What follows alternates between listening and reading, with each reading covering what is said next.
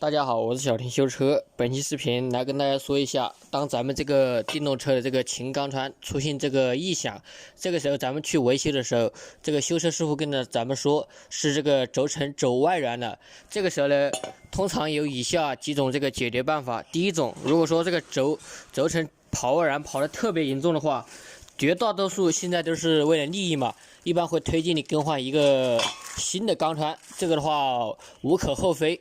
顶多的话颜色不一样，这个一般，当然你有钱的话都是可以接受的，但是大部分情况下其实这个还是可以修复的。还有一种办法，新的不换，咱们可以换一个二手的钢圈。但是咱们今天要讲的是如何利用原车的这个钢圈把它修复一下，继续使用。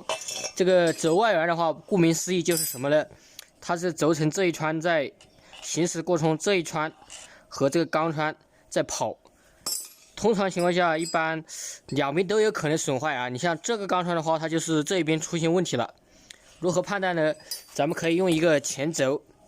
如果说特别严重的话，咱们在里面，这里可以手指摸着转的时候，发现这个好像要拉出来一样。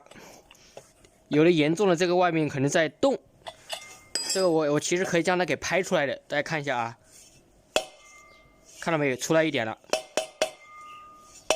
看到没有？直接敲了几下就敲出来了，这个很明显，这个轴承它就是跑外燃，看到没有？这个还有这个进水的这个迹象，它就是在跑这一圈。一般没问题的，一般它就是这一圈它不动，镶在这个钢圈上面，跑的时候只是这个前轴在转，相对应的这个里面的内径以及里面的钢珠在跑，外径它是不动的。跑外燃之后的话，就是相当于在这样转，看到没有？所以说它产生了异响。这个时候呢，咱们准备一点这个清洗剂或者说除锈剂的这个废旧瓶子，把它紧一点这个废铁。这个其实我之前也说过，今天再来跟大家回顾一下，紧一点这个废铁。一般的话，咱们用紧个2-3个基本上就行了。如果说像有些师傅所说的，直接弄一个梗的放在上面，那说明这个轴外燃已经非常严重了。一般咱们弄一点就行了，不要弄太多。对角用一般2个就行了。因为它这个的话，其实它不是说特别严重，因为我敲了几下才把这个轴承给敲出来。其实这个一般1个的话应该也是够用的。然后将轴承给锤进去，锤的话尽量锤这个外径。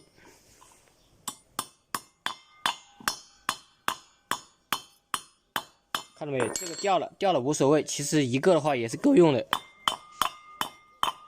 上下左右，这个咱们可以对角的敲，基本上敲平就即可了。